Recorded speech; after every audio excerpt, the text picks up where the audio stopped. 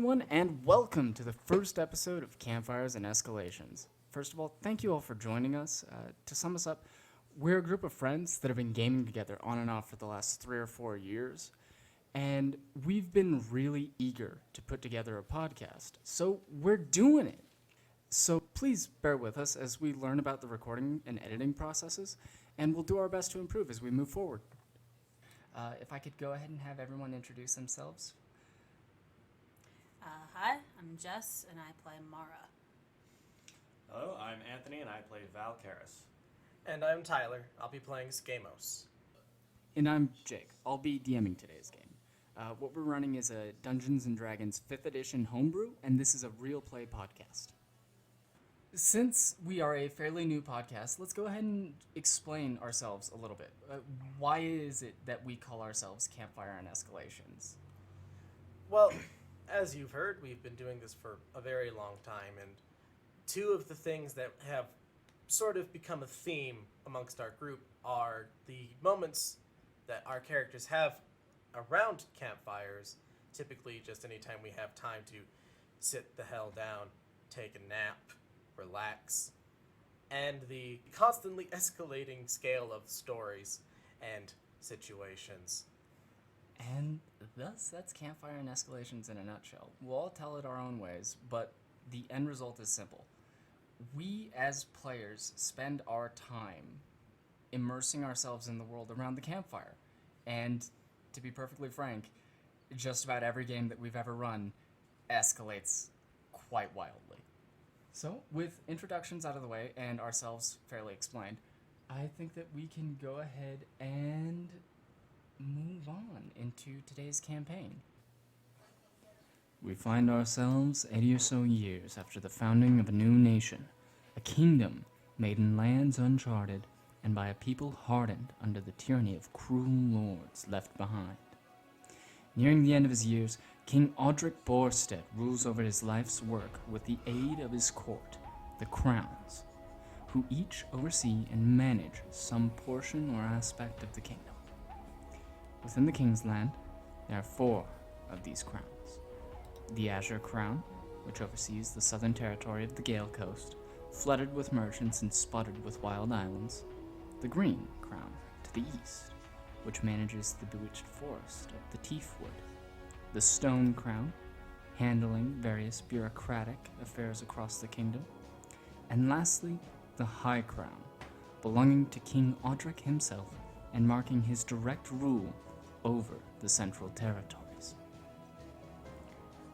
Our story takes place in the Teefwood, on the easternmost border at a fort named Clash Keep. With walls cut of ancient stone and wrapped in vine, Clash Keep is set deep into the mountains and stands as the territory's seat of power, guarding the only known path further east to the trade cities. It is here that the Green Crown, Lord Verner, calls on debts old and new for a delicate task. In Lord Verner's manor, set above the keep, we find our characters in a resplendent but simple dining hall with many lacquered woods, tables, and a singular central pit. A golden-eyed woman in guard's attire, a man decorated with colorful sashes, and another woman with pale hair and a weary expression sit around the one table set. With 2 feet on the table and idly pulling a loaf of bread apart with his hands sits Skamos Ferdinand, a 27-year-old something tiefling bard. This bard's journey began in alleys, stealing to survive with his older sister Corey, with nothing but one each other, a shack, and their lone family heirloom, a Cittern carrying the initials of all its previous players. The last name changed a few times. Don't know why. Even as a child, Skamos' skill with the Cittern would attract crowds from whom coins were thrown and from whom wallets were stolen. Hard life. As he aged, became a more upstanding minstrel until someone stole his goddamned Cittern. To chase the thief, Skamos missed a scheduled performance that, unbeknownst to him, was attended by the three Prince brothers. They did not like this at all. Failing to find the thief, Skamos wandered through the Teef Woods, lost and scorned from each establishment he frequented. Eventually, Skamos was found and, graciously, taken in by Lord Werner's men. Today, he works to settle his debt with Lord Werner, but his stolen fucking cittern never leaves his mind. Val Karis, a 50-year-old drow warlock, steps into the room and goes to sit at the end of the table, being sure to be as far away from the main seat as possible, acknowledging herself as a comrade. Val's parents were followers of the Moon Dancer, a practice deemed to an extent heretical by their community within the Underdark. When her family's patronage was discovered, Val's family fled to Clashkeep, where they were granted asylum by Lord Werner, and spared from near-certain extermination. In Clashkeep, Val learned to undercut others' perceptions of drow by appearing meek, soft, and unremarkable, all the while wearing her true power plainly on her hand, an ivory ring. While of little value and meaning to some, it serves as a connection between her and the Moon Dancer. Despite this connection, her power, and the perilous circumstances that brought her to Clashkeep, Val's life has been largely unremarkable, and more importantly, safe. But now, Lord Werner calls Val up from that safety to finally settle her family's debt. Alright. Mara Astor, a 22-year-old human fighter, dutifully eats the ration of soup and bread provided for her and stares around the room with a practiced apathy. As an Astor from the mountain town of Taruna, she has the same gold eyes, fair skin, and light brown hair as her four older brothers and her father, but not their soldier stature or stockiness. Still, growing up as the daughter of Taruna's captain of the guard, at a young age she chose rapier and whip over dolls and dresses, so she could join her brothers as they sparred with swords.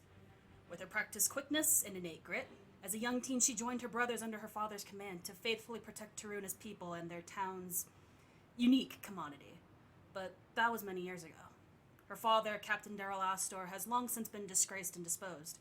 Mara's talents as a soldier are now in the service of Lord Werner, and how any of this came to be, she'd rather not explain. After not but 5 minutes of you lot resting and recuperating from what travels you did make to get here, a simple handmaiden dressed in fair linens comes about, collects your plates, and instructs the lot of you that... Nope, my soup. Oh. Yes, Okay. I'm sorry. The Lord will be here shortly. Oh. You need to present yourself. Reminds me of a friend who got high and was crying because the waiter took his grits. She ducks out of a side door, one of the servants' passages. And I pulled the bread from my sleeve. sure enough, not long after, you can hear the clamor of footsteps from one of the greater halls as it is approaching. A solid thump, thump, thump, as there must be a full throng of people, likely Lord Werner and all of his advisors. Something must have happened. As of yet, you are unsure as to what. But shortly enough, he himself opens the great doors to the hall. And as he strides in towards the head of the table, taking his place just behind his seat, firmly grasping the head of the chair in either hand, he scours the room, eyeing you each over, once, twice, then again. He gestures, beckons, really, that the further two, Skamos and Val, move closer to the head of the table, closer to where Mara is sitting. He moves over to take the seat next to Mara, pulls the chair back and sits down. Well, I'm glad to see each of you has made it. We each have the wit and honor to come when your lord beckons. I take my hat off as I sit down, which takes a good 30 seconds. Yes, the horns. Just, A little bit of a jiggle, you get it off with a little bit of a flourish. a pleasure to see you again, Lord Werner. Likewise. I did hope to see you perform one of these days, but it doesn't seem that my schedule's allowed me. I assure you, your men keep me well tipped Good. and well drunk. Oh. On the good nights. On the good nights. I would have you know I'm counting on you in a measure for this Oh, assignment. I'm sober for today. Good. Though you will not have to be for this. There is a matter of discretion that requires the attention of all three of you. I've recently come to a man under my protection, and I need to see him safely escorted. That is, in fact, why I have called the lot of you. You see, Mara here is one of my more trusted hands, fairly capable woman at that. Now, Val, I believe you have some latent abilities. You are a... I am a cleric of sorts. Yes, I understood that to be close to the case. I believe they could be using your supernatural abilities on this, if only should anything go awry, you manage to assist Mara in correcting it. And you, Skamos, you are there not only to help them blend in, but I've taken a certain understanding that in your travels you have learned how to defend yourself. I have had no choice but to do so. And I will attest to this in court. Perfect. Well, then it seems I've gathered the right lot for this. You see, this escort, he is a peculiar man. I need him to Longbrook not only safe, but undisturbed. He has a certain measure of information that I've deemed vital to our high crown. There will be king's men waiting for you in Longbrook. They will be there in just over a week's time, and they will stay there for about 3 days, keeping the disguise that they are simply on patrol. Now, it is up to you to get him there within that week's time, or by the end of the King's Men's patrol. You will have something close to 10 days, I believe. These are all estimations, of course, as the bird we sent is run afoul bad weather. We saw it coming in just before we sent the bird out. Now, I would advise you not waste too much time, but I've heard some rather unsettling rumors through my kingdom. Several of the villages seem to have been beset by some very unwelcome guests and some unnatural problem. I don't ask of you that you solve every trouble on your path, as that would only get in the way of your assignment. But if you could handle any of these strange events, either on your way to Longbrook or preferably on your way back, it would be much appreciated, and I would be sure to pay your efforts in kind. Now, I suppose you'll want to know a little bit about the old man that you'll be escorting. He is a strange one at that. He is a hardy fellow, as I've learned from my talks with him, but he's a very quiet fellow. If you were hoping for discussion with a man, he's fairly tight-lipped. Unfortunate. Yes, not exactly a conversationalist. Now, he is... I gather that he has some form of abilities. I doubt he will be keen to show you any measure of what it is he can do, so I would not count on him to really help you with much of anything. He's been given his basic provisions for the trip. We will provide you whatever supplies you may need, aside from horse and carriage, as unfortunately, due to the bandit presence lately, that will simply draw too much attention. It seems they've been knocking off any of the wagons that haven't been waiting for escorts. Fairly unfortunate. But if you have questions, now would be the time. I would like you to leave before this day is over. What is the weight of the importance of this noble? Not a noble. The closest we may be able to surmise is he is some sort of learned man. He is a traveler and a seeker of knowledge, a purveyor of lost arts. Lore master. Of sorts, yes. Interesting. Unfortunately, you said he was tight-lipped. Quite. Tragedy. He did little more than express to me the importance in proving any of the erroneous details he's saving for the High Crown. Gods forbid I step in the middle of that business. Aye. As I step into the middle of this business. Oh dear. Oh my. Should be interesting. Do as you ask. No more, no less. Very well. Should you descend the plateau at the base of the keep, you will find provisions waiting for you, and the old man will be waiting by the gate. He may give very little more than a nod or a wave. Don't be dejected, just keep an eye on him and ensure that he reaches Longbrook. The path you take there is up to you. Very well, my lord. It shall be done. Lovely. Right away then. Off with you then. Fair winds to you. I would try to get some headway in before the storm catches you. So we'll be leaving now. Hat goes back on. Takes a good another 10 seconds.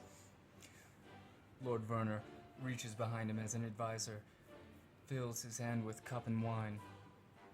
He gives you a nod and short salute. Be off then.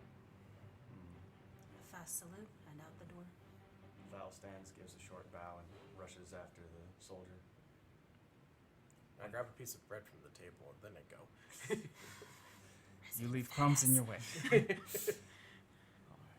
As you lot press out of the manor, you enter the courtyard, beautiful and evergreen as always. There are vibrant colors filling your senses, but unfortunately you've not the time to admire the gardens.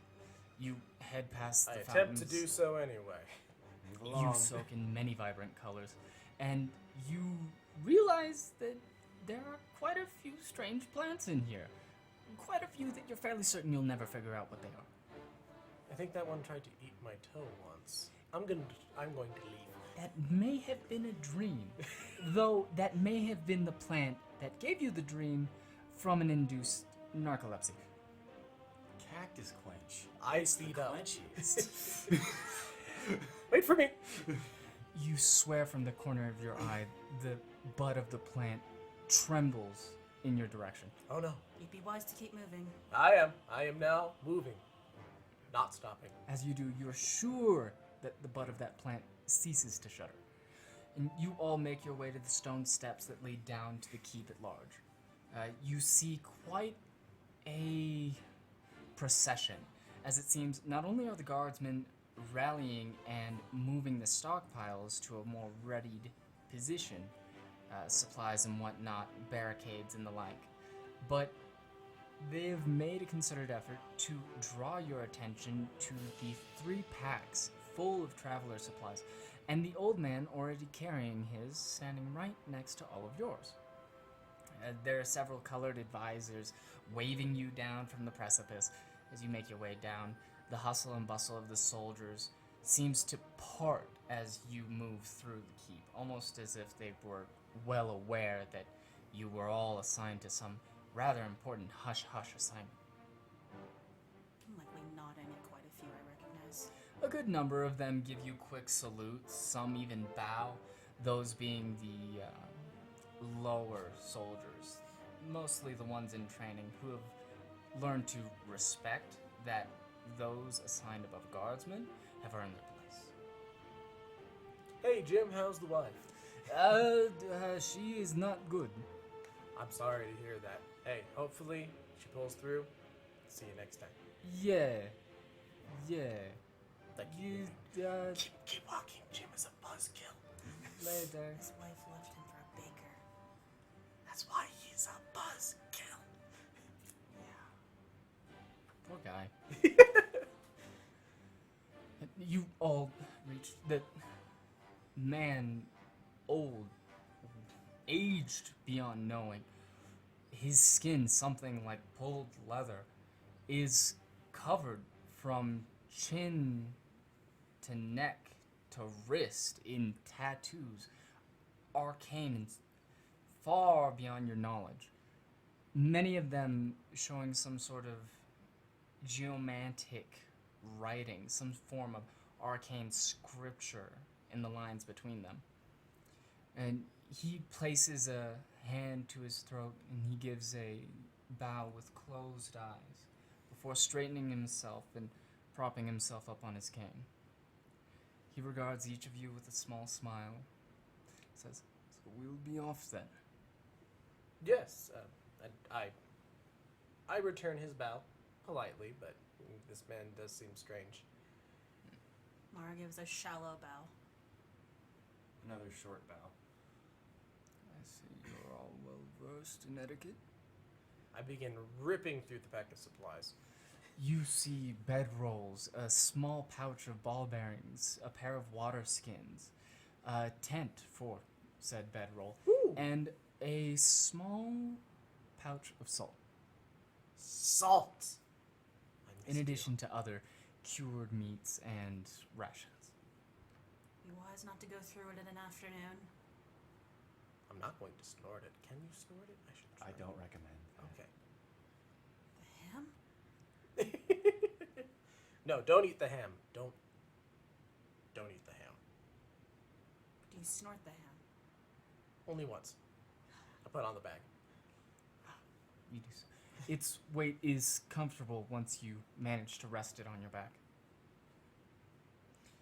And I assume the lot of you pack up?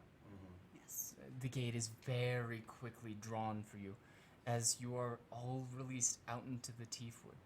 You hear, see, can even smell the nature at large. Not terribly offensive at that, but the howl of wolves can be heard far in the distance. You see a fox jetting after a rabbit, barely ducking into a hole before the fox pauses, frozen almost as if in time, before jutting its face straight into the hole and staying there for something like 10 seconds before giving up on the rabbit. Are either of you hunters? No. They found me in these woods. Weren't you lost? Very. In fact, I think you are familiar. I may have. Were you in the bar last Saturday? It was a very, very. Well, when you came into town, there was a lot of gossip around the fool who'd been lost in the woods for a week. 3 days. Week is an exaggeration. It was longer every time someone else told it. That's fair. I may have also Last said time I heard it, 2 it was a months. Oh. I would be assigned the lost bard. A pleasure. And fortunately, they have you to guide them. You know me, but I don't quite recall you. Mara Astor. Skamos. A pleasure. Sure. I'm sure it will be for all of us. Val Karras. My father was the baker. Not that baker, the other one. Oh no, but I'm going to tell everyone anyway. Oh no. Wonderful. I was the baker. You dog. Hashtag free the baker. Here we go. First meme. You all set off on your journey. You see, abruptly upon exiting the gates, the greater path leading straight into the deep woods. Some of you are familiar enough, not Skamos Nope. exactly, No. No. but Val and Mara know that if you were to take the greater path, it would split off at some point, heading further north. What is it? Northwest and southwest, heading likely through the towns of Dalhall and Taruna, respectively. Were you to go straight south, you'd likely be capable of spending some of your personal coin on more provisions if you felt like it in the proper town of Clashkeep, situated less than half a mile away. I will trust our navigation to you. The stories of the lost bard. Time! Exaggerated, yes. Everything else, less so. Wait, you did eat the cactus? I did. Terrible mistake. Terrible mistake. Always peel and boil your cactus.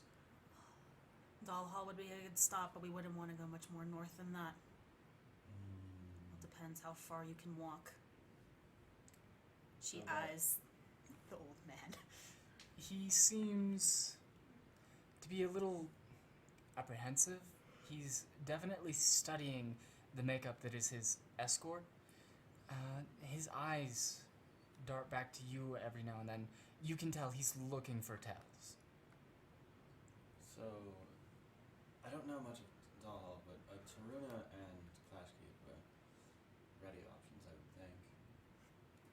Might have something to pick up in Clashkeep, actually. If it's on the way, I don't see why not. I wouldn't mind seeing the town before we head off. I've been stuffed up in that keep for a day and a half. Clashkeep it is. If you've no objections, Majority rule. I'll begin walking. It's probably the wrong direction. Someone This should way. stop me. Just either walk in front or behind me. Just The man in rags gives Mara a short nod before he presses on past and follows the fool. more preferably in front of me. Walk is a fairly short one, fairly brisk at that as it is in a decline in your favor. The town, as you come up to it, is littered with cottages just sparsely scattered about the town. There's a town square in which there are quite a few market stalls.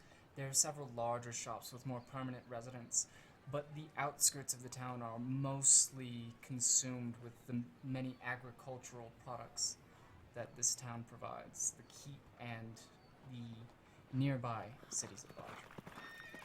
So you head in. One of the ladies that Val is actually familiar with, dusting a porch, raises her hand. Hello, Val! How are you doing? Wonderful. I'm on, what A super secret important mission that we're not supposed to tell people I don't about. think you should say that much out loud. Expedition. What was that, Val? I can't hear your friend. I've been given a job, She waves back at Skamos. I've been given a job lately. I'm going to be out of town for a while, so I needed to pick some things up from home. Oh, lovely, lovely. Oh, Where are you you live headed? here. Huh? Oh, Where are you headed, dear? to the bakery. I'm heading to the bakery. Yes, but where are you venturing, dear? I'm going to Longbrook. Oh, Longbrook then. It's been so long since I've been. If you do see any of my family, do let me know. You will be coming back, yes? Yes. Wonderful, wonderful. Let me know how the Moors are doing. Okay, I will. All right. You have a good day then. You too. Yeah. She waves you each off, giving a sweet smile as you pass by her house on the edge of town. As you head further in, you open up into that marketplace, the many goods being traded between the commoners. Largely some more exotic fruits that are kept in people's backyards. They seem to be trading not for coin, but for more goods. Several of them are trading services, such as simple linen shirts and whatnot. You hear the bleating of goats as they pass just by the market. And as you walk just a tad further through, you see your parents' bakery. Wonderful. I just need to be in very shortly, and I'll be right out. Keep it short. And I'm going to. Don't let him wander off. And I'm just going to. I'm as soon as they walk off, I'm just pulling out the fiddle and tuning it. Immediately after Val splits from the party, the old man lowers his eyes just slightly and looks to either of you. I may be old, but I do have good ears. It's not much point in whispering around me. Just so you know. I was talking about the bard. That makes sense. You certainly mean you no disrespect, sir. What was that? Understood. I am a stranger in these parts. So I rush into the bakery to pick up my armaments. You see your father with long braided hair down to his waist, and he seems fairly preoccupied with one of the many ovens. But as he hears the bell from the door, he pulls his mitts off before he turns back, lays them on a shelf. And once he sees you, he says, Ah, wow, you're already back. Is that I the just- baker? Uh, Jim says hi. the journey is going. Wrong baker. Rapier hilt right into your ribs. Oh, I deserve this. I don't know why, but something fills me with humor. Anyways, the journey's going to be longer than I expected, so I need to pick up a few things from the basement. I see. What is it you'll be needing, dear? The chain shirt and the spear. Ah, yes, a good call. There have been tales of bandits. We haven't told everyone in the village yet, but as you know, with some seniority, they have informed us. Be careful, dear, and don't forget. If you have salt, use it. Alright. Oh. He hands you the key to the basement. You pop back out the front door and you go into the cellar. Alright. Go down the cellar, open up chest, crossbow, bolts, rapier.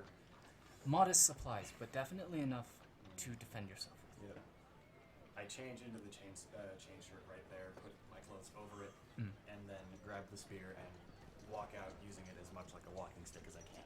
The chain shirt has a familiar weight to it. It, having been tailored to you when you finally grew into what would be your adult form,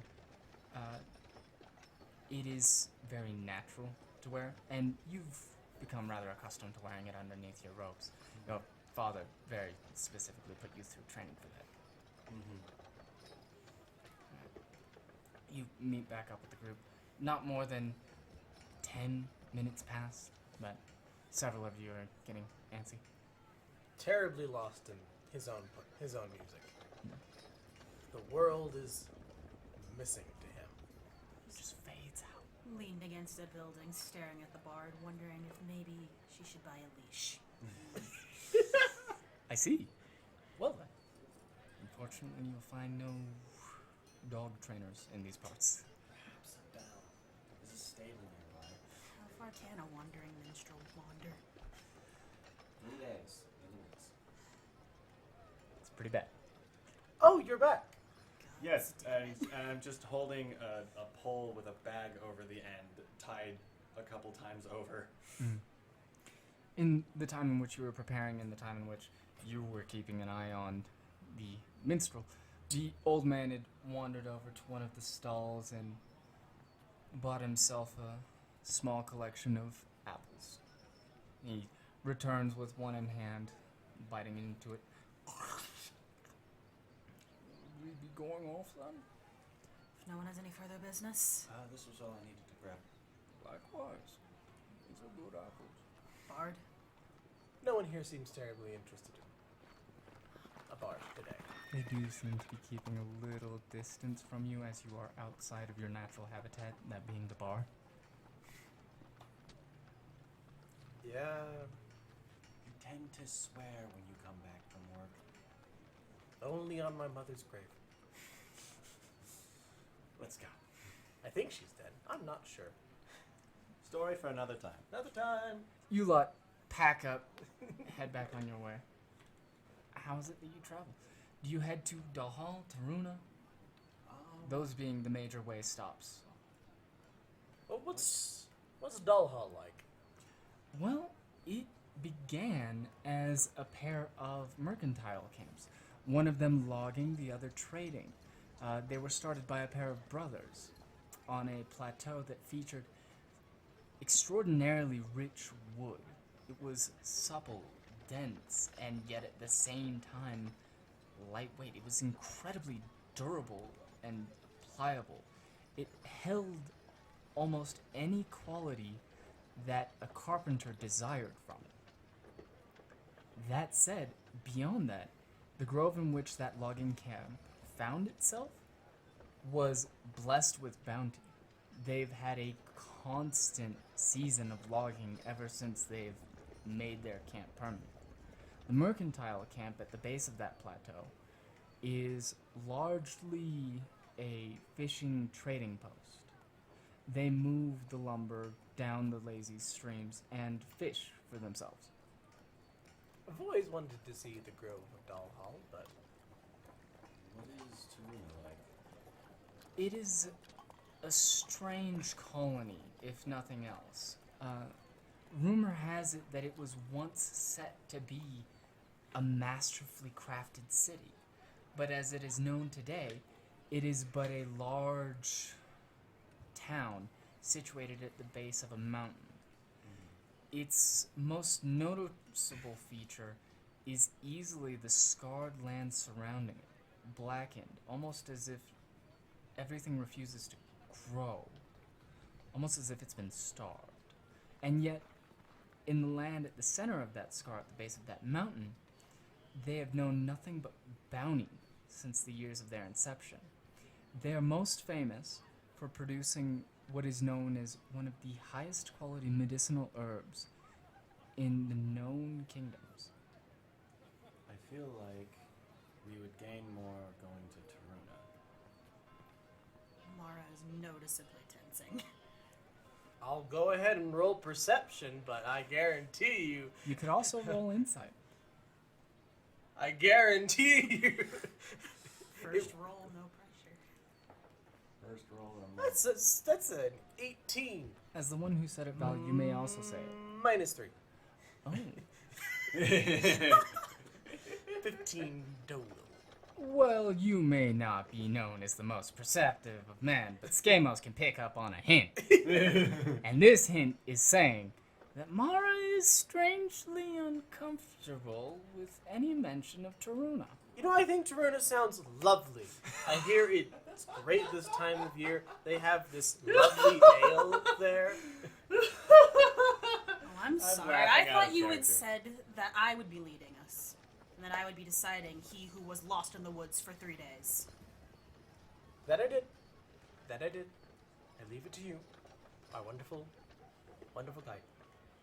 And I hide behind the drow. I'm like half your size. Yes. What are you doing? Get away from me. A fair gesture, as Mara was in fact white-knuckling the hilt of her saber. Some more Dota. Dull Hall. Oh, that's correct. What the fuck is the Mordona? I don't know. That sounds like some kind of strange alcohol. It was. Chief export of one of the trading cities you passed by. Good stuff. It left memories. It also... Took some. memories. Yes. Like many a woman I've met, it took more than it gave. Ooh. Ooh. Damn! Who are you, Skamos? It's Jenny. a She's bard. fucking the baker. Quack. Oh, man. It always goes back to the baker. Free the baker. No. Hashtag free the baker. With the headstrong implications of Mara, it seems as if the party is headed towards Dull Hall, the mercantile camp. I hear it's lovely this time of year.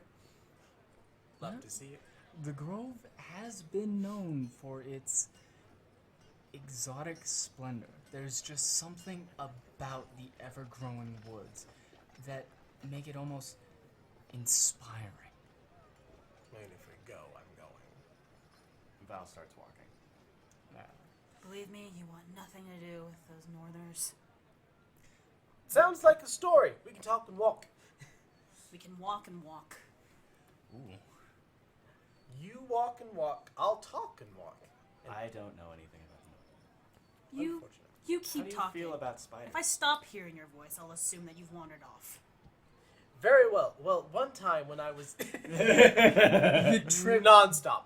goes on and on and on. And after what seems like an hour, in what was really only 20 minutes, you come to the fork in the road, and Skamos soon begins to mumble as he sees the path to Taruna, but quickly snaps out of it as he sees Mara's intense gaze. Not so much the intense gaze, and more like the slowly drawing saber. The sound effect definitely If you helps. want to be lost again for another 5 days, be my guest, but I'm not coming to find you. So Dull Hall. And the path to Dull Hall lies before you. Forked to the left, you take the southwestern road. It begins to become a little rocky at points. The hours and the days pass fairly uneventful You hear the many chirps, crickets, and bird sounds caught in the forest, of which I will not emulate because I cannot do that. How is this road? Do your taxes. So what does that make It her? falls to disrepair parts. You see vines encroaching from the forest, but considering you've no wheeled carriage or horse to manage, it's fairly easy to navigate. You do what you can to avoid the more rocky encroachments in which the road has fallen to disrepair. The hours pass, and might I ask, who is leading this party? I walked ahead of the group so these two wouldn't banter and hold us up. Yes, a good call. If you could go ahead and just roll me a d20 for the day's progress. D20 We'll plus. go ahead and call it your pathfinding roll. Okay. Plus anything? Hey, wrong game. Look, I didn't say pathfinder. It's pathfinding. Trademark. That's a thing. Trademark. Next session we'll have completely converted to 2nd edition. Oh shit! I'm not ready. I know. I'm just fucking with you. Is this plus anything? Survival, even I would say perception. Things that I'm not good at. I'm gonna go with perception. All right, let's see that roll. That is an 11. All Go. right, 8 plus 3. Yes. Not so bad. You managed to make decent headway for the group. Unfortunately, several of those vines sort of stretch across the entire road. They do make it fairly difficult at times, but with some proper navigation, you manage to lead them through these massive routes. You can't help but feel like some of today's progress was stolen by the terrain, but you managed to keep people up to pace Okay. in the sense that they had to keep up with you. And they had your trail to follow. So as the sun wanes and night quickly begins to fall, the lot of you begin, I assume, looking for a campfire location. Don't ask me to roll survival. I only have plus 1. I'll take a look. All I do right, not if have you could survival. go ahead and roll either survival or Survival. perception. Sleep on the ground. Like a real soldier. 10 total. Not so bad. Let's see anybody else's rolls. Yeah, we'll go ahead and have a group roll. 11. That'll be a 20. Going with that one. We're following Mara, as is our prerogative. Was that natural or No? 19 plus 1. not bad at all? All right. Val, Skamos, you spend your time with your eyes largely on the road, occasionally drifting upwards to appreciate the many strange birds. Both of you hadn't traveled much, I believe. Val, you'd mostly kept to the town of Clashkeep, and Skamos, anytime you tried to leave the town of Clashkeep, well, as the stories go, you became horribly, horribly lost.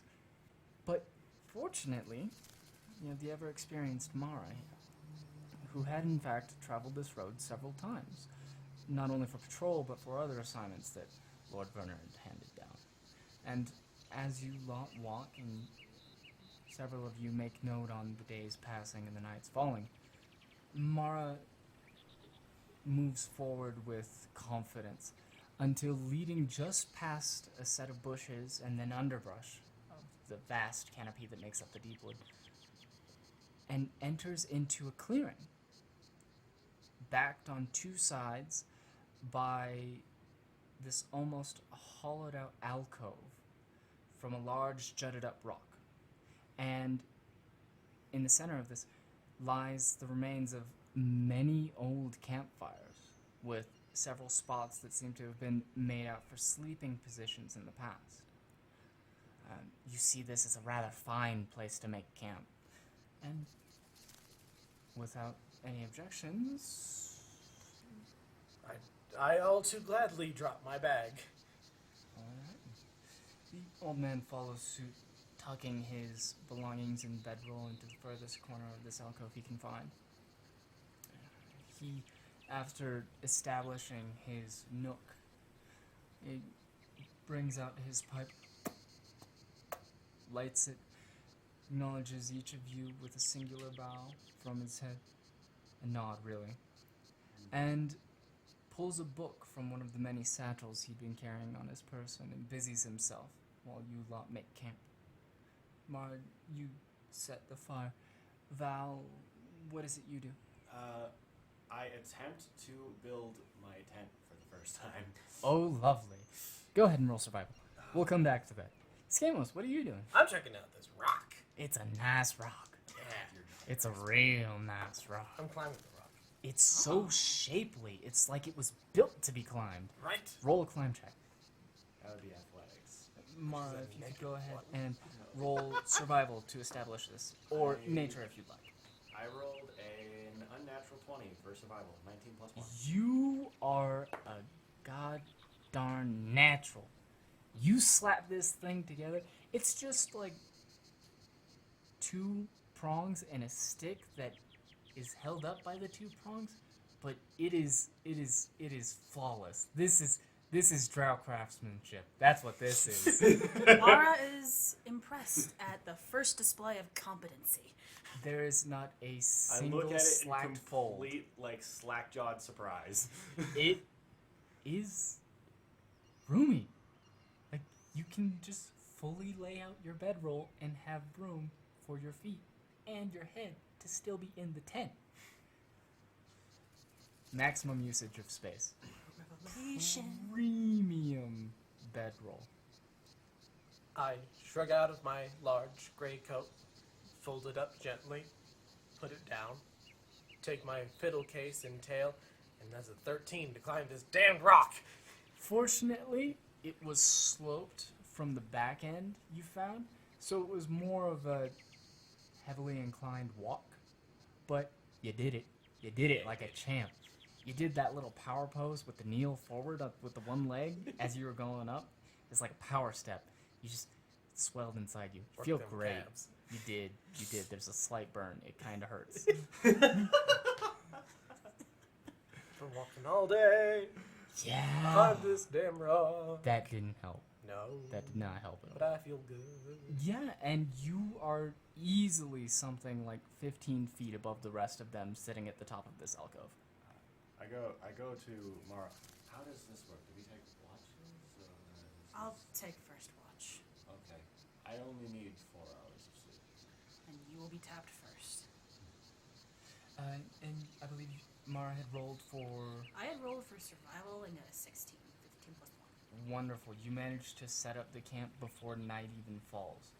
You are seeing twilight by the time your campfire is up, ready, and you have established yourself a bit of a perimeter. You did a little bit of bush clearing and knocking back some of the more invasive roots, if only to ensure that you had the time for forewarning before anything were to jump out of these bushes. You've been specifically to this campsite in the past, so you're fairly comfortable with the goings-on around this place. There don't tend to be hostile creatures, but you have heard tales of even a few guardsmen taking this campsite and having a bit of a ruckus towards midnight. So, you're certain that the campsite is as prepared as it can be. You look over your salt, but you don't see much need for it yet. These aren't one of the more active areas. Keep in mind, I bought 5 pounds of salt before this game started. Need to buy a shield. Now, can I see Flash Keep from on top of this rock? No, Okay. there's a lot of foliage. There's a lot of tree. There's a lot of tree. You're pretty sure that the time in which you were lost, you saw some of these trees, but then again, you're not from a place with a lot of trees. I think that They all look the same. This is maddening. You don't know how people live here. You can't see the horizon. There's not even a brothel down street. How do you even live as a bard? no liquor, no women. What is this place? You're Mara, pretty sure a the no woman, liquor is thing slightly is because offended. people know you have a little bit of a problem. But then again, maybe the people from the dunes just party harder. It's gotta be it. Probably. As big and brutish as these people are, they really don't party much. No. They tip good, though. They do. They're very polite folk. That much is No one's absolutely thrown true. rocks. Yet. But you have received a scornful look or two. Probably just because you're new. Probably because I'm the baker.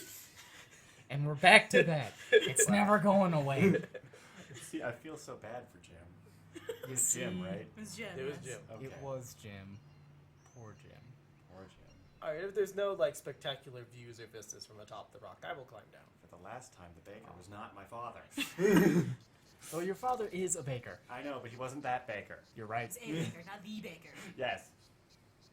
That was me. You're not a baker. I can be. Nobody Baker said doesn't- Putting it in anything. an oven doesn't make you a baker. Damn it. Baker is like with Jim's Well, wife. there Which go Jim? all his Jim Baker. credentials. There go all my credentials and Jim's wife. Oh no.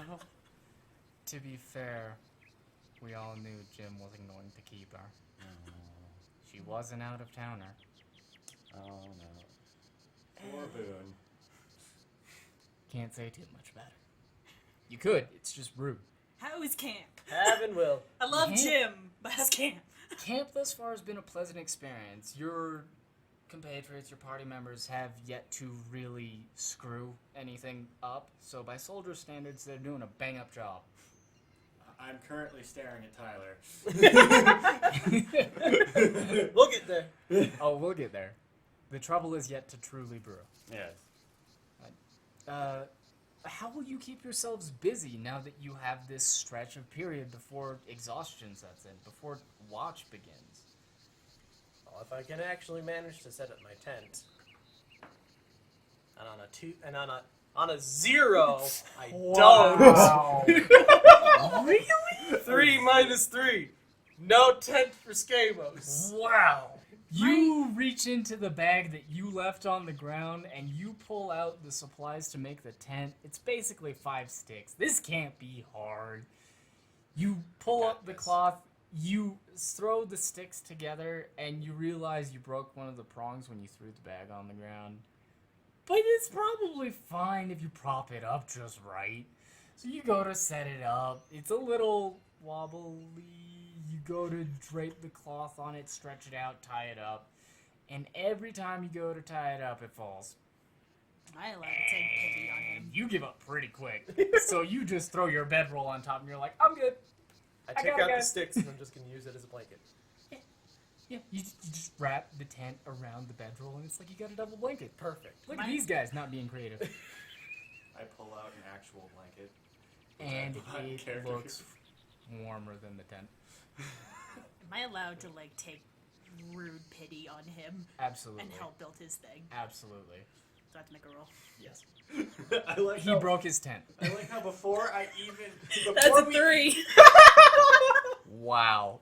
You, like, you take 3 You steps kind and of- fall on his tent. you kind of force him out of it. You're like, get the hell out of it. You're honestly But I making just the got rest of us look bad. comfortable. Rats are going to gnaw your eyes. Okay, get out. you unburrito yourself from this tent, shimmy out of your bedroll, and you watch as she desperately tries to fix the camping gear that you broke.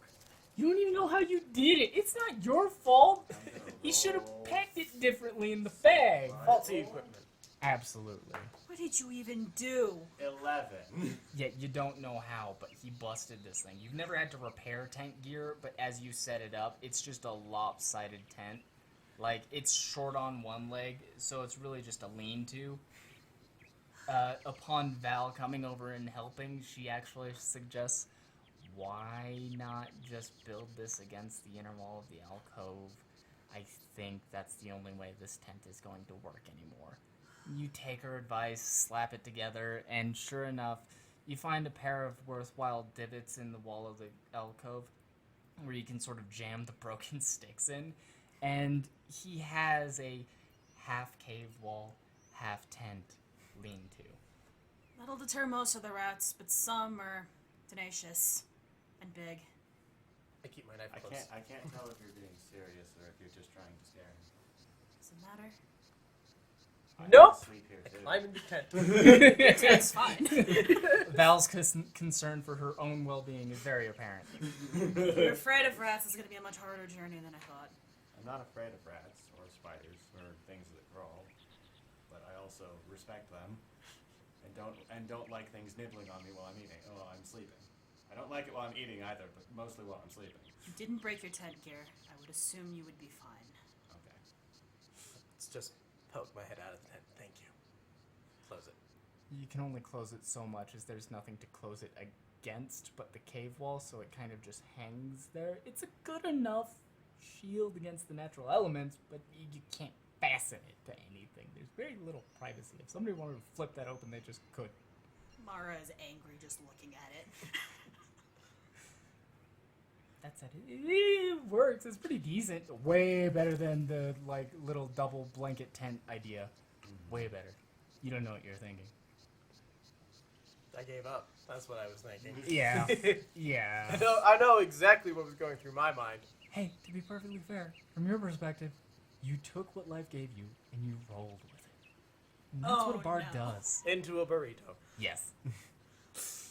Literally rolled with it. Ah. I quit. Oh, you caught that.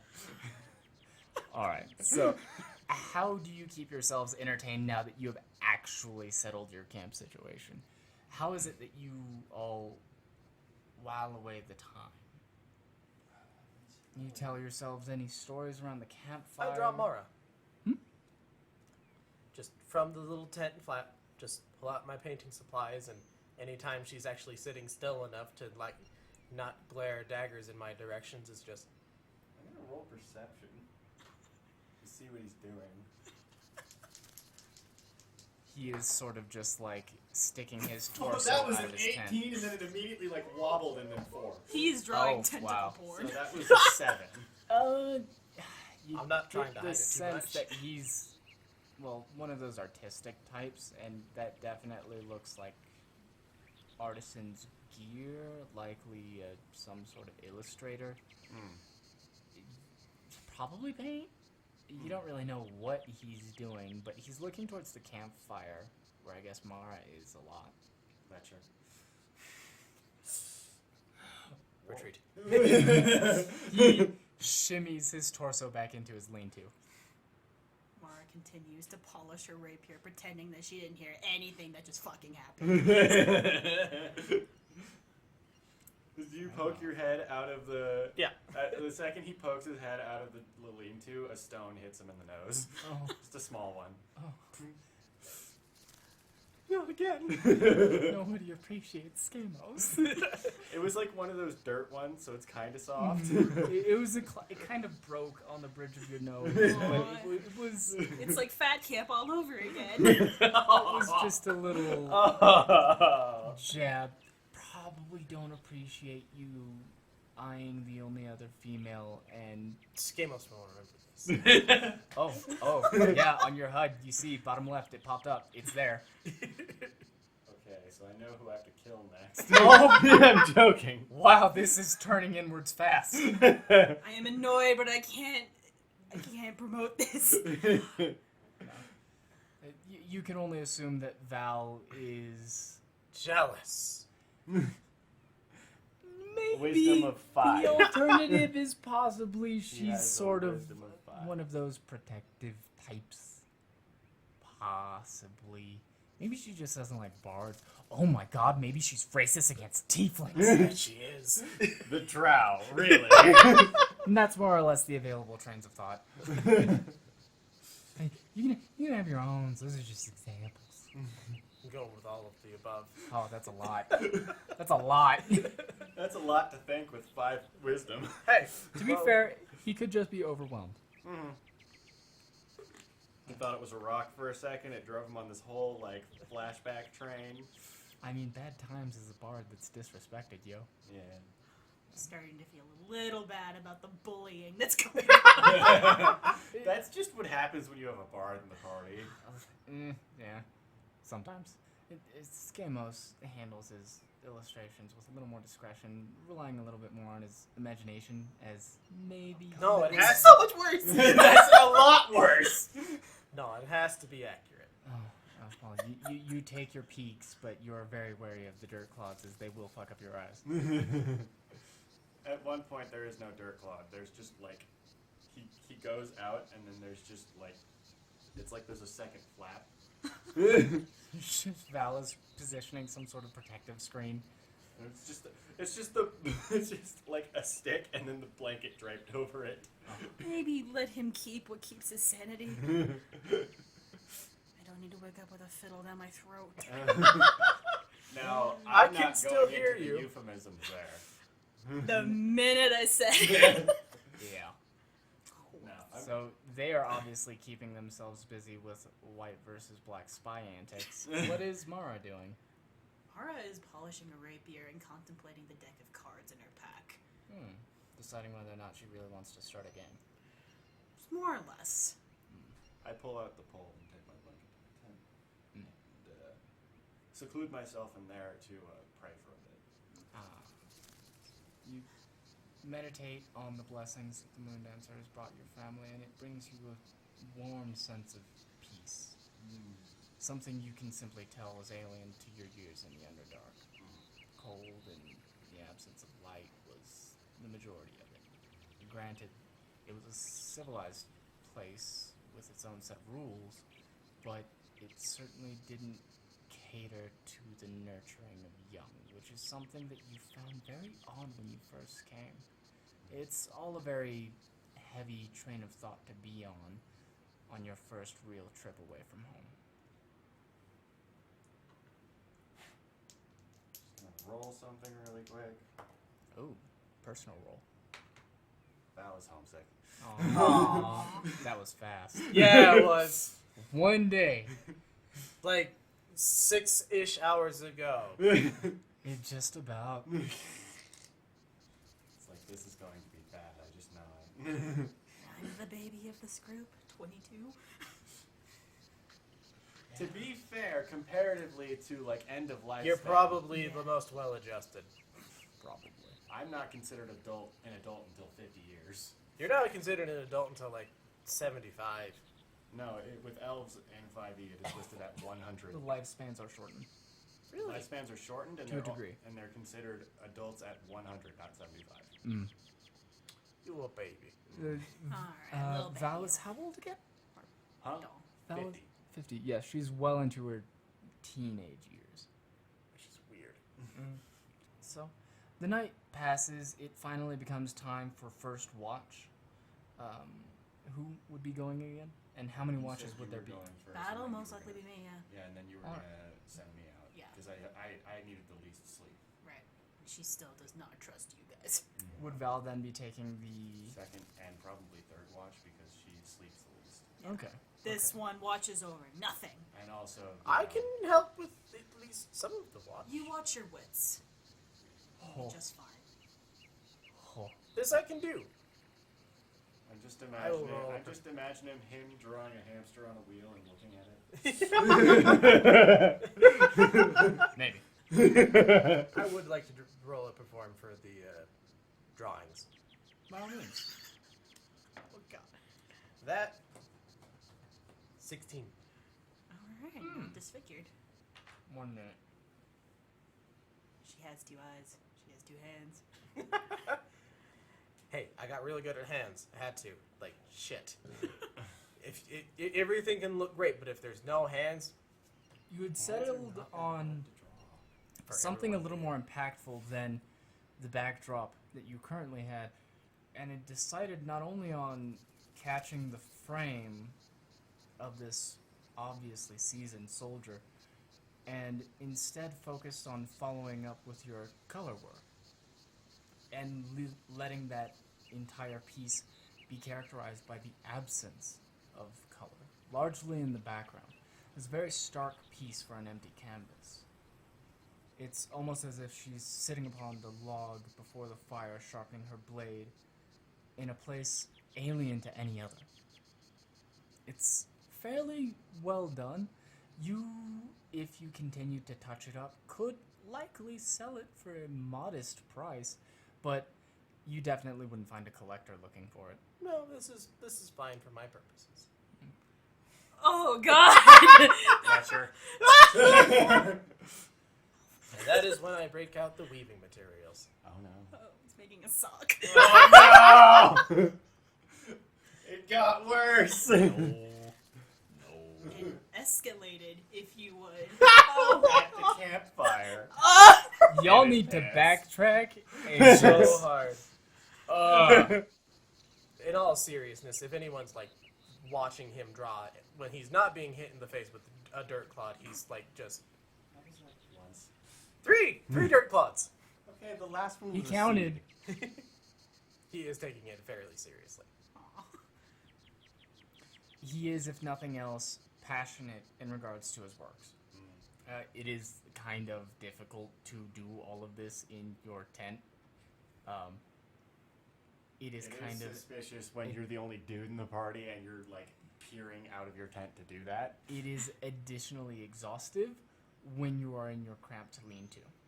There is plenty of room to move around, but to move and work is difficult.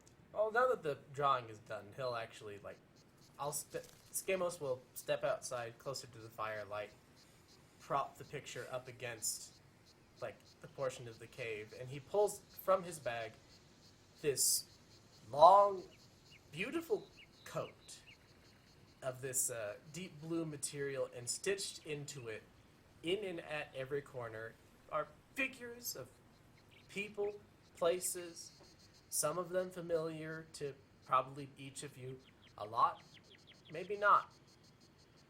Most notably, there, like, a few jump out. There is one rather detailed of what looks like a king swinging an axe rather wildly.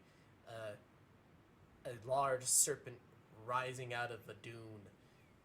This magnificent waterfall coming from the sky. All just stitched painstakingly into this cloak. And he just sits down, finds an empty patch, and starts copying the painting. A beautiful moment, to be sure. So I will say there's plenty of room on the patches, or on the coat, as Skamos has many roads yet to travel. Mara, Val, you see this man laboriously dedicating himself to his art. And not only after painting, he is now transferring what he has made to yet another medium. I feel bad now. Good! No. I feel it's bad by getting fucking stitched into a quilt. You see, of course, Mara, the iconography that he depicted of you, a little nondescript, as he was leaning more towards an impressionist visage of you, more the idea of you than your likeness specifically. Though he did copy some of your characteristics, such as your brown hair and golden eyes. Attention to detail, for sure. Seems like a rather private moment. She'll just keep watch, but make a note to be a little nicer. The first watch, go ahead and roll. This can be, again, perception or survival. That is a 9. Plus your perception. That's total. That's total. That's rough. Alright. The first watch goes with some ease, as a number of the characters are still awake. Val has retired to rest herself so that she will be ready for when her watch comes. But Skamos kept himself up an hour or two into your watch, painstakingly working on his mediums, until he finally grew wary, sighed with a breath of relief, and Good night, as Mara. most of the stitching was finished, he tucked it away rather gently before taking the canvas of which he had worked on, working the piece out to be stored safely, and retires to his tent. Good night. She just nods her head. Where's the old man? Does he have his own Oh, tent? he has been smoking rather happily, poring over one of the tombs that he'd pulled from his satchel. Goddamn chain smoker. He has yet to cease. There has been a regular, periodic billow of smoke pouring out from this man's nostrils. He's the only one that got a pipe set. Yes. Yes, he did. And it is a fairly simple, if engraved, set. He is seemingly never running out of tobacco as he pulls not a bag or a case to contain it. He simply reaches into a fairly sizable pouch, taking up the right side of his hip, thumbs it a bit, and pulls from it a wad of tobacco as he stuffs it into the head of the pipe after cleaning. And he seems fairly intent on staying up at the very least during your watch, Mara. He is making not a single sound, and as far as you can tell, the man is as comfortable sleeping sitting up as any of you would be in a tent. A hard man, to be sure. I'll leave him be. He respects the silence that you bring. The time passes, there's rustling in the bushes, but anytime you hear anything nearing closer, you grab one of the rocks nearby and you tap it against one of the rocks on the fireplace with just... And scurrying seems to grow distant, almost as if you were likely scaring off smaller vermin. Rats. Possibly. Rats with knives. Rats. Rats are bad.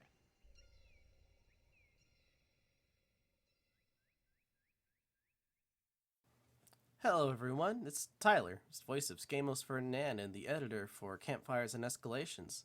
I just wanted to take a minute of your time to thank you for listening to our first episode. It's been a long time coming, so I'm excited that we're finally airing. If everything's gone sort of according to plan, this episode should have gone up June 11th.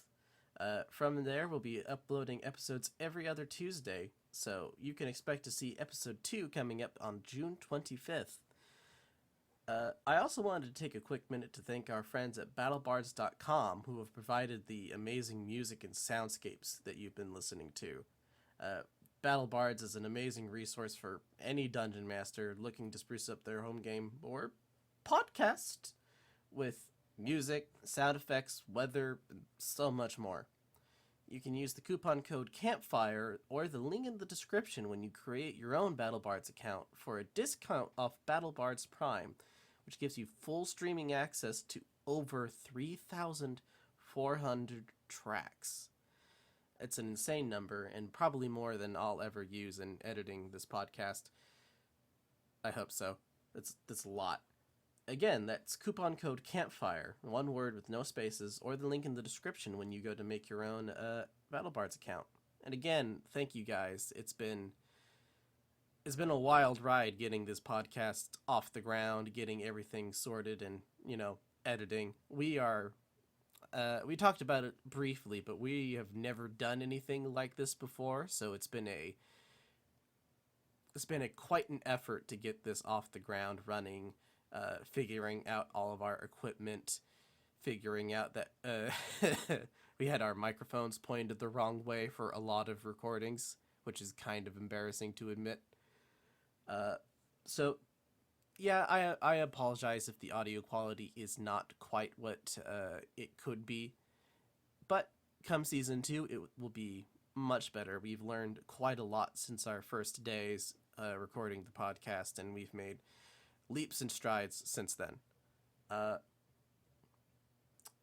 Man, I'm starting to ramble.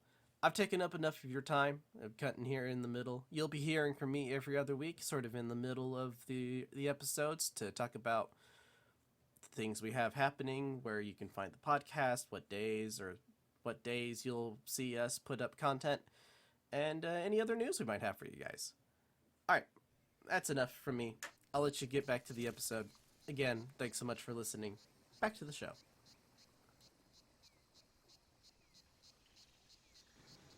As the hours pass, no more than a few skitterings in the bush, your watch goes by fairly uneventful, until the time finally comes for you to pass the watch. Alright. Mara gets up, walks over to Val's tent, and as nicely as she can, taps the rapier against the side of the tent. Okay. She does this sheathed. Val, you know what? As you do this, you see the opening to the tent part, and in the darkness of night, just these two glowing lights appear from inside of the tent. Damon! Does her best not to flinch back, but is clearly startled. And it just opens, and it's just Val wrapped in a blanket. You managed to sleep at all? I slept fine. Mind taking over the watch then? Yes, I'm well rested. Alright. I'm just gonna go. You emerged from the warm cocoon that was your blanket, fairly rested. You felt homesick. There's a little bit of that morose tug as you pull yourself back into your waking state, but so far so good. There's been no troubles. You can do this. This is You can probably do this. the most suburban character I have ever made. Probably. It's lovely. Yes. It is quaint. It is very tea and chamomile as opposed to what you typically do. I'm for it. Which is like Four Locos. Yeah, yeah. Four Vodka locos and on a jet fuel. curbside at 2 a.m. Four Locos by the train stop Yeah. with some beef jerky. Oh god. This is a fun twist for you. I feel like you're getting like some good like role play like Yeah. board Variety. growth. I'm hung up on Four Loko and beef jerky. Sorry, I just. So very, like, by the railroad is like such a very specific mental image. I'm sorry, that just sounds like thunder shits in an Amtrak bathroom. I mean, you'd be surprised. Some people are very accustomed to that. Hey, I pity them. you have not truly understood what street life is like until you have had a peanut butter sandwich. I wouldn't suggest it. It's not bad. Please tell me what happens on watch before I puke. Peanut butter on Spam. I don't like the thought, but like I'm up for Spam. I'm up for peanut butter. It just maybe I'm picky. Maybe those two don't go together. I don't know. When you take them together, they make a ball in your stomach, and you're full for the rest of the day. Anthony, peanut I butter don't and think chicken that's works. good. I think that's just the crippling depression. Oh God. No, that's Oh. that was a homeless trick I learned online when I was homeless. Anyways, okay, At least it worked, I guess. It did. I'm gonna. It was more expensive than it was worthwhile. That sounds like it defeats the purpose. Moving Yeah, on. it does. Your watch. Okay, so I go up to the campfire. I take out the steel mirror in my bag, and I stick it in the ground, like right in my blind spot. And I just kind of like sit cross-legged in front of the fire. Okay, so from your alcove, you see just in your regular view quite a bit, as there's about a third of the campsite that you've set up that is guarded more or less by the alcove. That said, if anything were going to come, it was going to drop down from about 15 feet above you. Yeah. Which is unlikely. The smoke has a tendency of dispersing just as it reaches the lip of the alcove. So you think that you're all going to be fairly well undetected for a while. That said, go ahead and roll perception for your night. Or survival? Yeah, that'll work. I'll go with perception. Mostly because I don't know how survival applies to what I'm doing. Just looking out for predators. I can do that with my eyes. You can. That is a 19 plus 3. There you go. Very, very nice. Alright, so your base was 19. and your bonus? 3. Lovely. Alright, so you're at a 22. A firm 22 at that. So your night starts with very little events. The forest itself seems to have died down and adopted a very peaceful back and forth between the howling of owls, the chirping of an occasional bird, and the skittering of lesser creatures such as vermin. And then it just sort of bleeds off into crickets, cicadas, with the occasional howling. Cicadas. Alright. Well, your watch proceeds with very little event. You actually spend some time listening to the more base natures of the woods. It's almost soothing in a way. First time I've been in the woods in a very long time. It's certainly different from camping nearby any of the settlements, as you are well away and hours out. but you smell something. And it smells something akin to filth, like unwashed persons or someone that had been, say, toiling in the fields for quite some time. And then, not Somebody needs too a shower. far off in the distance, you hear a certain kind of scurrying in the underbrush, just a... Pull out my crossbow. You ready yourself. You're unsure as to what direction it's truly coming from, but it's definitely some sort of scampering. It's difficult to pin, as I said earlier, but you know it's out there. And go ahead and roll perception again.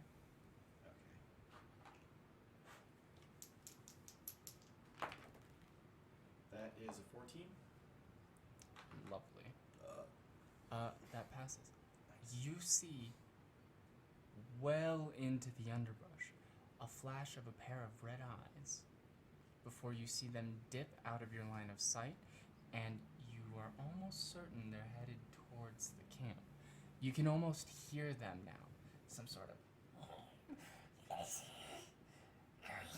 As I hear this, I close my eyes, I breathe on the ring and raise it over my hand, and I cast dancing lights. All right. Are you casting them just over the entire campsite? Yep. All right. As you cast this, go ahead and describe how you casted the spell, the flare, the effects. I mutter some words of Undercommon that I don't quite understand. As the air on the ring circulates around the ivory and shoots up in a white cloud that condenses into 4 orbs and shoots out 20 feet aside from each other in a square above my head, sitting maybe 15 feet in the air. Okay. All right. Very nice. Lovely lights. You see these lights rocket up, then outward, forming the perimeter that you'd commanded of them. And you can immediately hear another series of scampering, but this time it almost seems like they're backing away. Just that...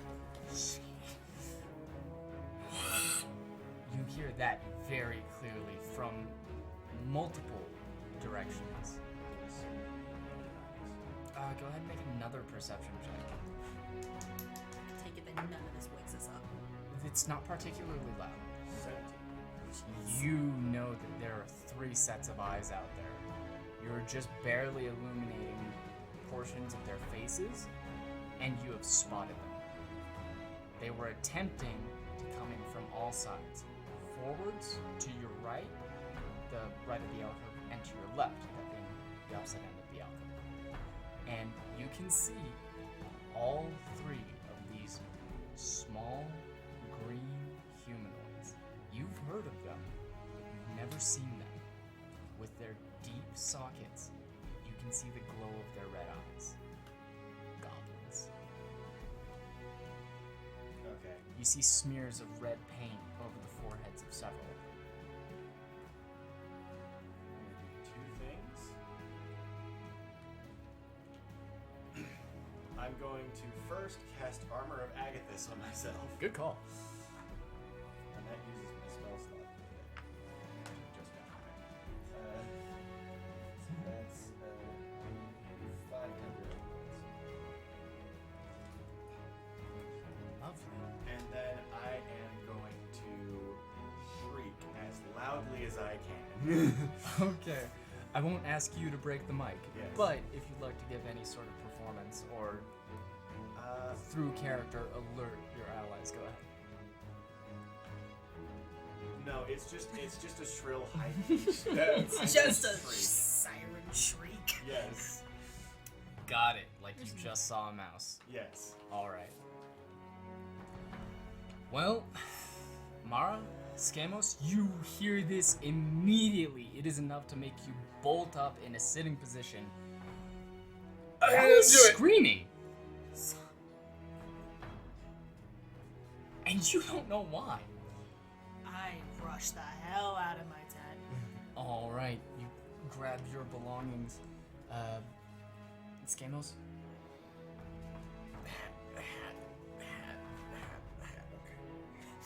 You take your second to fix yourself up, look presentable, you know. Then I crawl out. If you're going to die, you're going to die with your hat and your boots on. Absolutely. Shit, boots! God damn it, Scamos. Scamos half rolls out of his lean-to and he's like, shit, boots! Leans back in, you see his horns just barely poking out from the lean-to, and you just see barely his boots poking out from the opposite end. Then I climb out. All Scamos, right. do not shit in your boots. We have company. You, Val, are being set upon by a small band of goblins. Before you can make another move, one of them looses a bow towards you.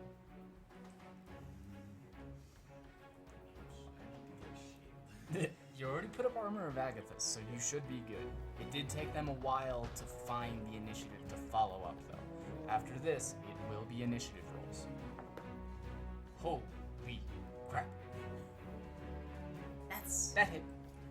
Damn it, not good.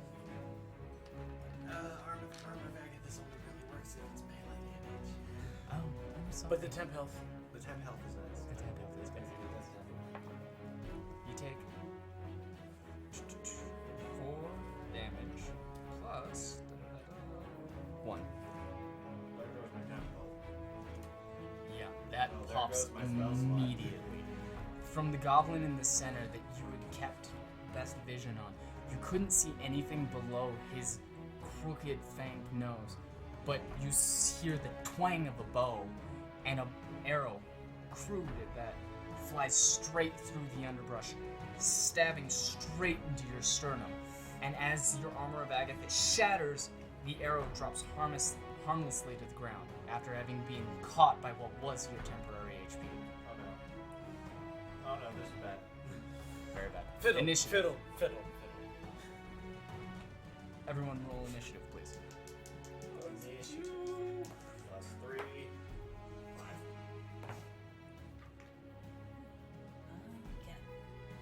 Okay. 8. Oh my. Yeah, not great. We always shit our initiative. We might be getting shot up a bit. 13. 13. Okay, not so bad. Alright, run that by me again. Who is highest? Seemed to be me. 13. Alright, you're at a 13, so let's plus that there. 8. I'm at 25.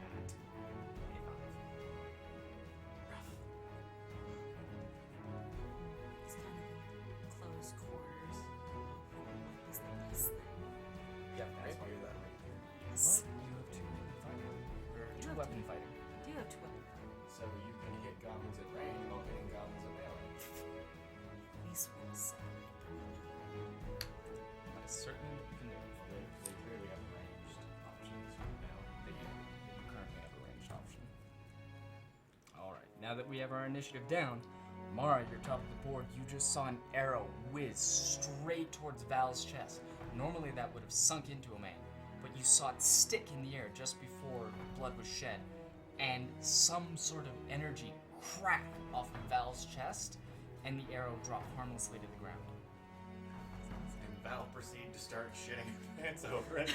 Oh no, oh no, oh no, oh no. Mama said that would hold. It didn't hold. Didn't hold. Okay, from my 10, like, which goblins can I see? And how far are they? You're not sure. Make a quick perception check. There are lights, so they are no longer hidden. Ugh, that is an 11. You can see the one closest to you. As you were hanging off of the left of the alcove, Scamos was off to the right, and Val was more or less towards the center with her tent next to the old man. You see the one furthest to the left, and it is ready to encroach through the underbrush, and you can see it ducking low, almost as if trying to retain some semblance of stealth. But currently you see it. It has a pair of red stripes curling back over its balded head all the way past into regions unknown. Alright. So, Mara is going to approach. Alright. And in the left hand, she clutches a whip, brings it up across her body, and slams it down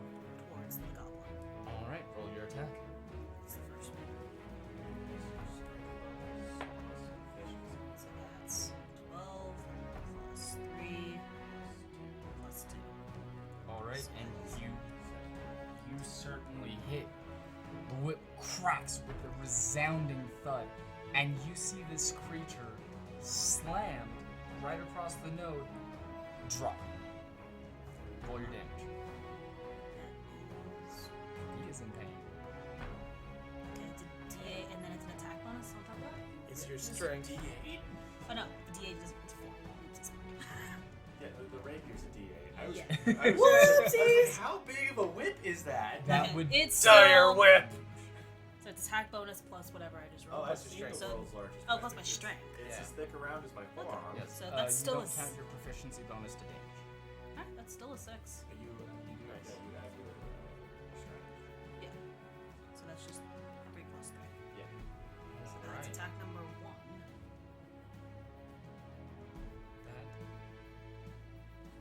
You see it as a gout of blood splurt upwards as you lose sight of the goblin. He has likely fallen to the ground, but the crimson from the blood you snapped out of his face has painted the nearby foliage. There's a pair of spatterings to either side of where he was. With that thunderous crack, do you follow it up with anything? I do follow it up. I follow into the foliage and stab down with the rapier, where I assume he is. Alright. Go ahead and make your attack roll. Oh. That's rough. Let's see. 3 plus 5 plus proficiency? Well, it's plus your strength bonus plus your proficiency, which I think is. Yeah, 3. So that's plus 5. Yeah, so that's an 8. You unfortunately miss as you see climbing into the underbrush and foliage.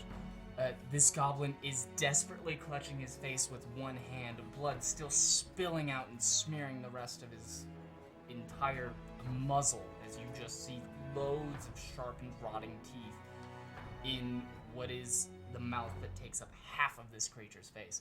In the other hand, clutching just against its cheek, is a dagger held blade downwards, and it is desperately trying to get its bearings, but as you begin to stab down with the barrier, it snaps out of it, catches you in one of its good eyes, and throws its weight to the side, dodging your rapier stab. Alright. You hit him hard. You hit him very hard. That was painful. Just slowly turning. That wasn't any finesse. She just hit him with a rope. Yes. Half his face is gone. She split his face.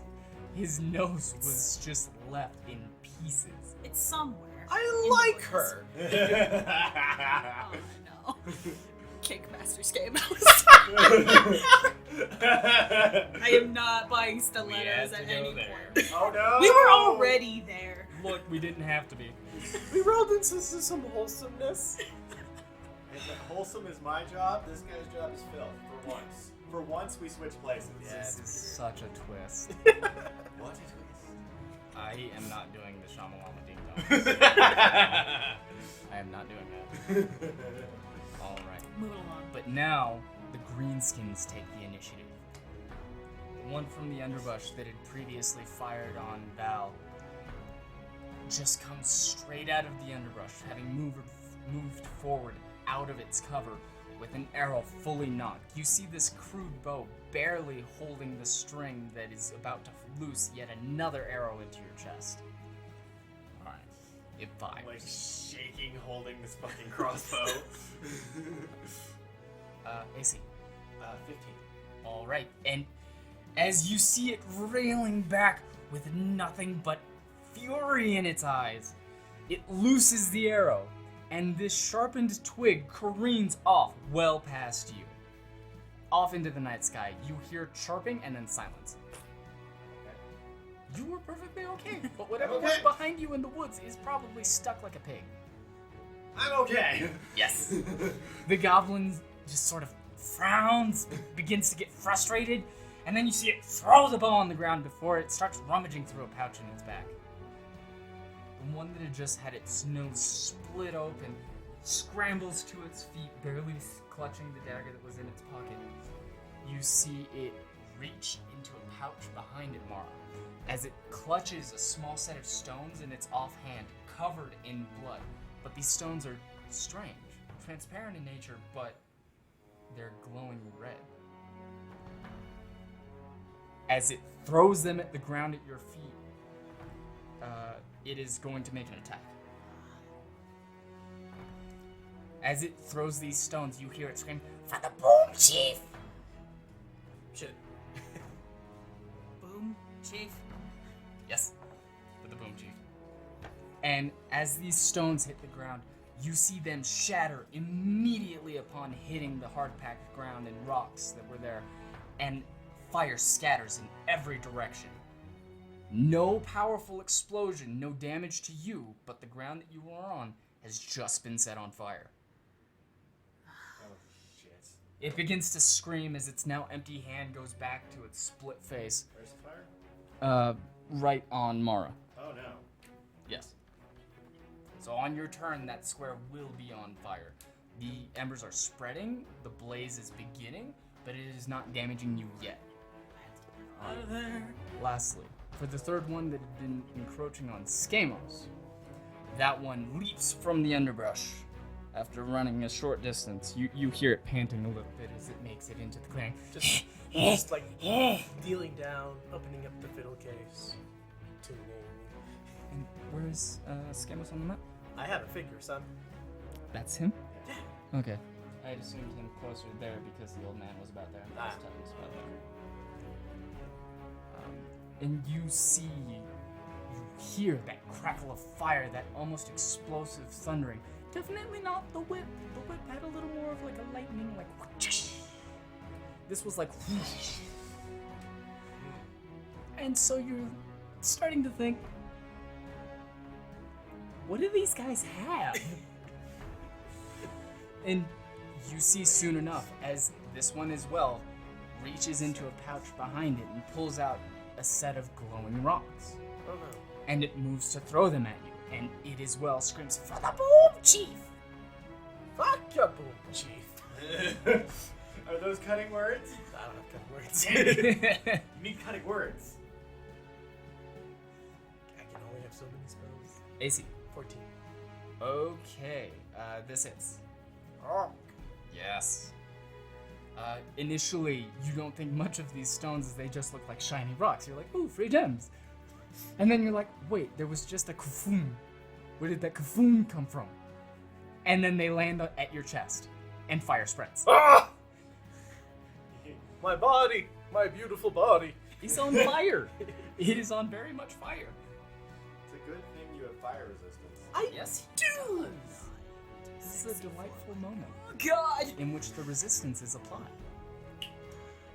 Alright. It throws these pebbles, really, not even full-sized rocks or gems. And as they pit against your chest, you just see fire sputter and trace off in lines across your body before dissipating. They didn't even set fire to you. 3 points of fire damage. So 2 or 1? You take half? Yeah. Is that it? Okay. We'll go ahead and round up. Yeah, we'll round up. Alright. I will let you know.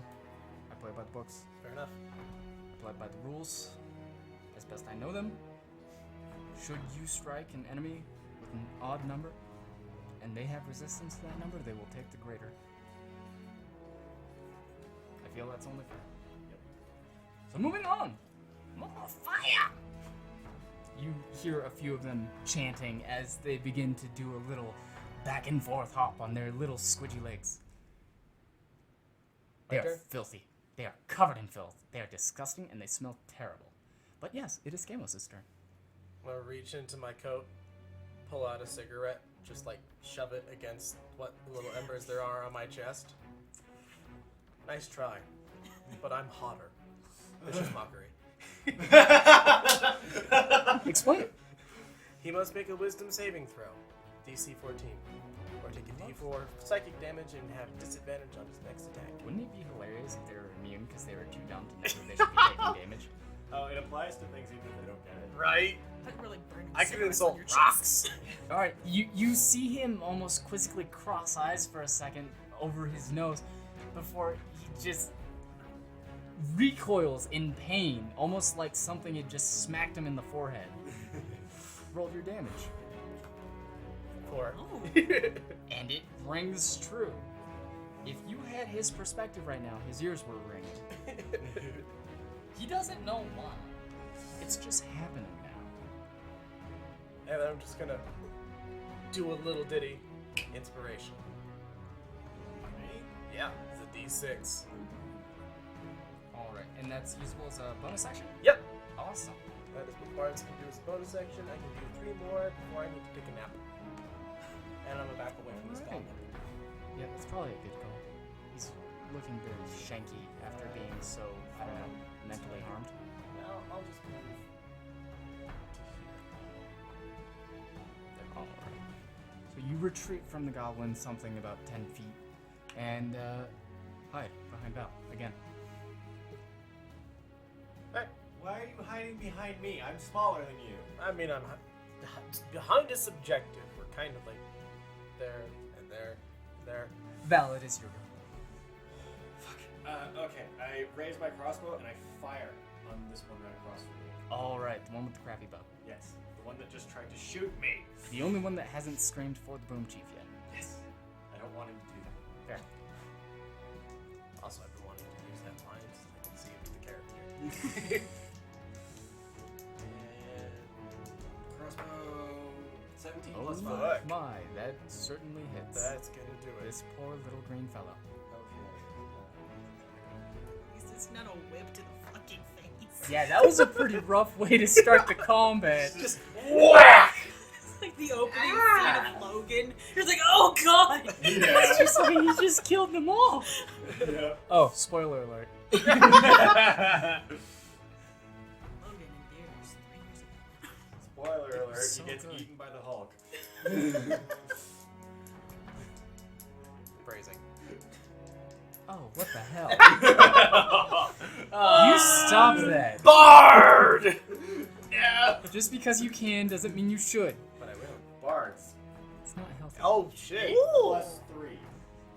That's You loose the bolt in your crossbow and you fire dead center. This goblin doesn't have the time to pull whatever he was reaching for. As soon as your bolt connects, he is sent sailing back into the foliage. damn, girl. You hear nothing from him but the sudden from him certainly being implanted into something. I just stand there blinking. Did I do it? Did it? Yeah. Oh, Yeah, shit. you got him. There is a spattering and a trail of blood at the edge of the campsite where he was standing. Okay, I put away the light crossbow and I draw my rapier. Okay. Rapier party. Yeah! Finesse. Except for the the your strength rapier. God. You're the penetrator. Look. All right. There are straight rapiers. You can use them with Straight strength. rapiers? Yes, you As fool. opposed to the rest of the rapiers. which Look, are in some of fact them are dead. bendy, okay? Some of them don't play by your rules. Okay, so Moving on, we're at the top of the round. I'll use my action Oh, to fire the crossbow bolt. What is it to change? It's part of your movement. You can do that like once. Okay, so I do that once. It's a bonus action. That is bonus action. Alright. so I'm going to move over the chess match continues. Yes. Val retreats behind the mighty Skamos. here. So.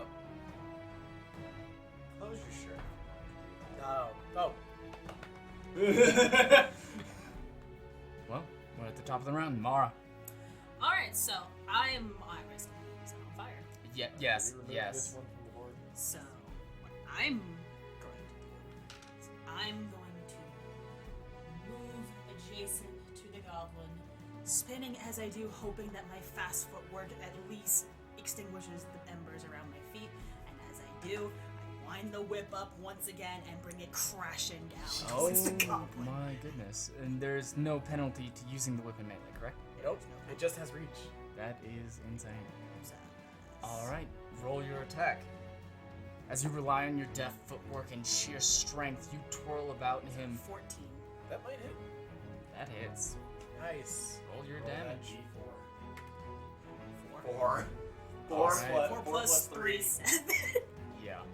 You twirl about almost as if in a dance, and with a mortal blow, you swing this whip down in an almost elegant fashion just before it cracks, slamming straight across this creature's shoulder and tearing into its torso.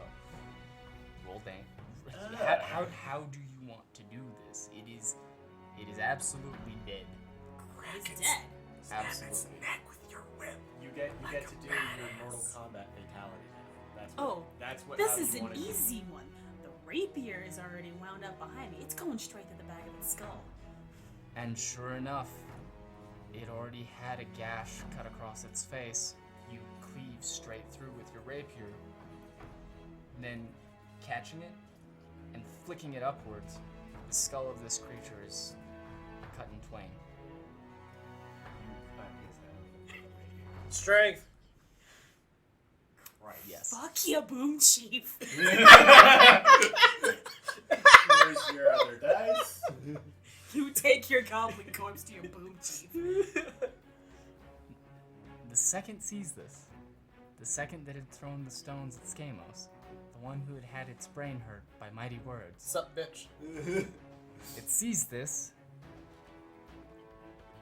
tucks its knife as it begins to back towards the foliage, eyes darting to each and every one of you, even the old man who had remained motionless this entire time. And it reaches into its bag again. It throws stones, not at you, but in all of your directions, and runs into the foliage. Can I do anything? He is going to be hiding after making his move and throwing snow. So everybody, go ahead and make a dexterity saving throw. Plus 3. 15. 2 saves and a hit. Mara. 2 stones come sailing straight at you, slamming into your chainmail, spreading fire. You take 6 points of fire damage. Half my health. The goblin has absconded. He has run into the foliage, and he is going to hide. He is retreating. That's fair. I definitely can't see him. You can definitely hear him though. Oh, perfect. He is panting and kind of screaming a little. He's in a bit of a panicked frenzy, but he is booking it. How far away is he?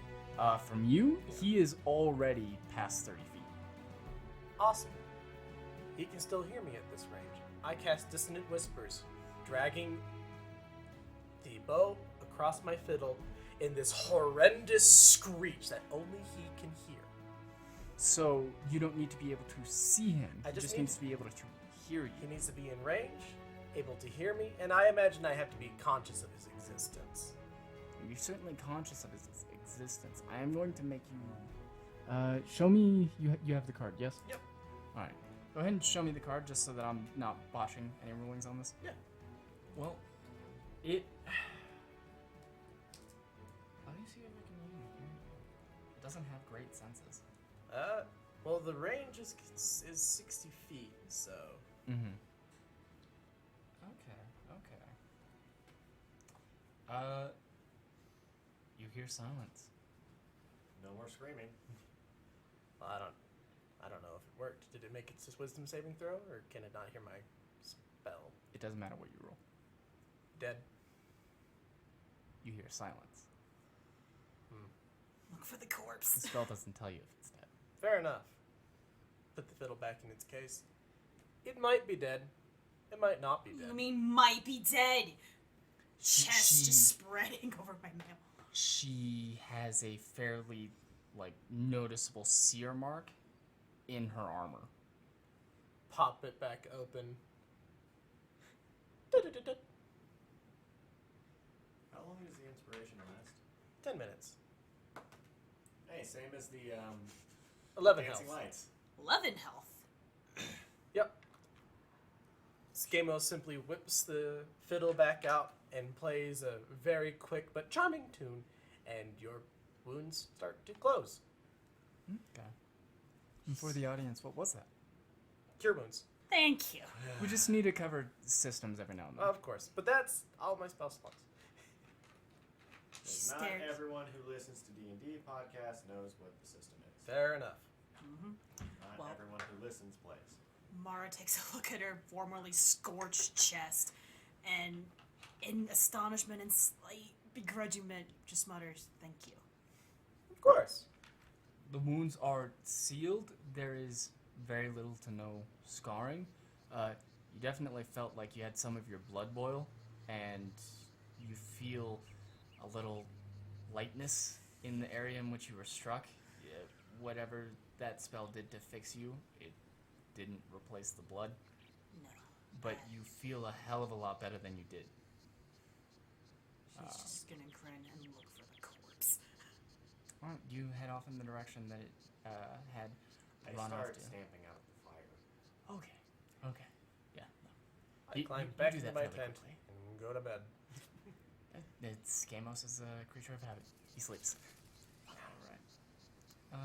You find the body soon enough. It was leaving a bit of a trail. It certainly wasn't trying to mask its efforts well enough. It had certainly hidden, but that had only worked due to the intense foliage surrounding it. Does it have anything on its person? As you come up to it, you can see the body face down, having left quite the skid mark in the fresh mud. It had a crude dagger bent back on itself. Of very simple construction. It was stone with several pieces of wood wrapped around it to make some really crude handle. It had a singular loincloth to which it had another pouch tied towards the back. Beyond that, this creature is covered in mud, dirt, and the oils of its own filth. Can I poke the pouch with my rapier open? Absolutely. This pouch is made of very simple, worn-out cloth. If you'd like, you could simply slice it open from where you are. I'll do that. I don't want to touch the mud. Alright. As you do so, you see the glittering remnants of shards of those red stones. It seems to have expended its inventory of those. But these slivers and shards carry the same notable features. Primarily transparent, but glowing red. I'm picking up a handful. Alright, you only really get one decent-sized shard that's presentable. The rest of them are a little difficult to pick up. They're honestly close to being dust. So you pick up your singular shard. You are aware of the nature of these. Upon any great physical contact, they will erupt. At the very least, that is what you understand, having had them thrown at you twice. They're the little sidewalk poppers, but they burst into flames. Yes. Steal all of them. I am pocketing this one for sure. If All the right. others I can't pick up, I'm keeping this one. Do you have any loose linens, cloths, leathers to wrap it in? Yeah, I have a pouch. That's about it. Alright, you go ahead and empty that up, wrap it.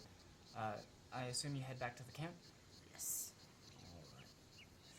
As you do so, you see Val still stomping out the last embers of the fires.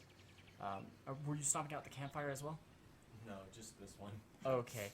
It doesn't spread, fortunately, Yeah. because there is quite a large thicket surrounding this campfire, and that could have been a pretty bad situation. But you stop it before anything comes of it. Yeah. Skamos, you see, is already retreated back to his tent. Whiskey dog. I see. And the night has taken a strange turn. You were warned of bandits, you were warned of unusual sightings, but even Mara had never really tangled with goblins. They were known to inhabit the regions, but they were never so outwardly hostile as to attract attention. You had heard of disappearances in the past, and you had assumed that those were due to lone travels being beset and kidnapped by goblins. But they're typically very timid creatures, if vicious. Crafty bastards are getting bold. For them to have not only a tool, as it is very obvious that they all had tools, but for them to attack a group at a known campsite, that is bold for their kind. This is certainly one of the troubles that Lord Werner was warning of. As you are all left to ruminate on your thoughts of this matter, I believe we close the session. Yes, this is unfortunately all the time we have. Thank you guys so much for joining us. So we close the night with Val and Mara considering how to approach this newfound problem, while Skamos dreams wistfully in his sleep. The old man remains silent. Next time on Campfires and Escalations. Frieza defeated.